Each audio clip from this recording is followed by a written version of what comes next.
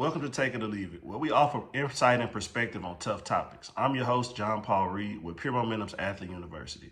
Today's topic is playing versus development. All right, so we want to break this into two sections. We want to break it into a developmental system and an evaluation system.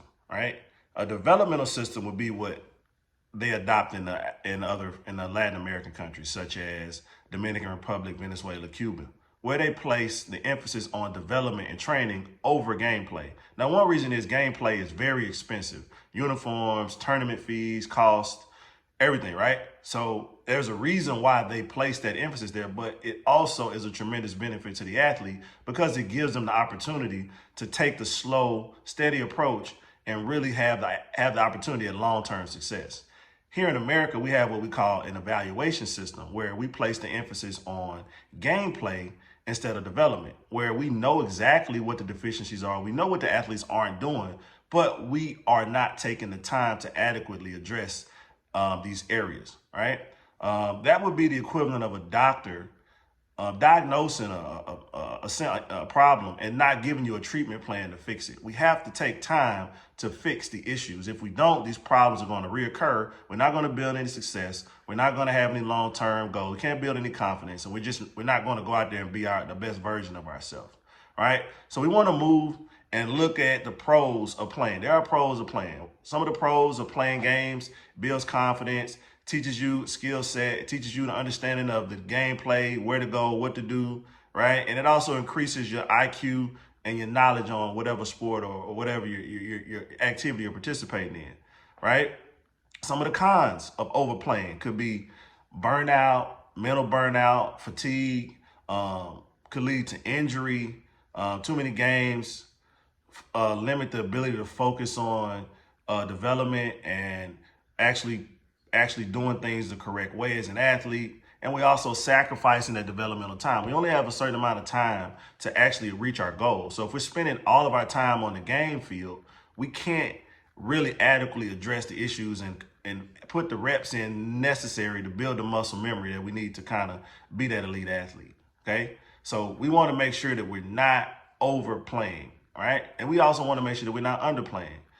There's also hitting your ceiling too early. In sports, you hear him say, oh, he's peaked, he's hit his ceiling, meaning that the athlete doesn't have any more room for growth from a developmental standpoint, right? And most of this comes from overplaying games and not putting enough emphasis into the skill set and actual physical development, which is something that a lot of our athletes don't do. We don't prepare our bodies for play. We don't take time to prepare our body to play those 80, 100 games a season. We just run out there and play.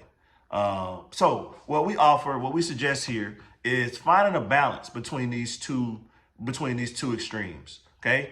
One solution that we offer is, let's say you're playing every other weekend. Your team is scheduling tournaments every other weekend. Well, one thing that we suggest is you play the first weekend, which would be, 4 or 5 games, which is what it is. Then the next weekend you throw in a training day where you devote everything to just training development. And then on that other day, you either take off or you throw in 1 or 2 scrimmage games, which takes the responsibility and the stress of pressure of producing and looking myself up and seeing what my stats were. Athletes need the opportunity to play and develop without pressure. That's where they're going to learn to be relaxed and tap into their true potential. Also, maybe that next weekend you guys play, and then maybe the final week you just take completely off, or you throw that scenario back in where we throw in a training day on a Saturday or Sunday and then 1 or 2 games on that other off day. Another option, right? Find leagues that offer weekday games instead of all weekend games. Playing multiple games is it's not even something that the professionals do.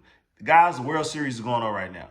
World Series players are not going to play 5 days in a row, and they're not going to play 2 games in 1 day. So if they don't pay guys that make hundreds of $millions, if they don't make them do it, why should we make kids do it, right? It's convenient and it fits our adult schedules, but we have to do a better job and we have to create better options for these kids. So as parents, search out opportunities to play competitive games, but in a more relaxed setting, not playing 5 games over the course of 4 days over the course of 2 days, 3 weekends in a row, right? We just don't suggest it.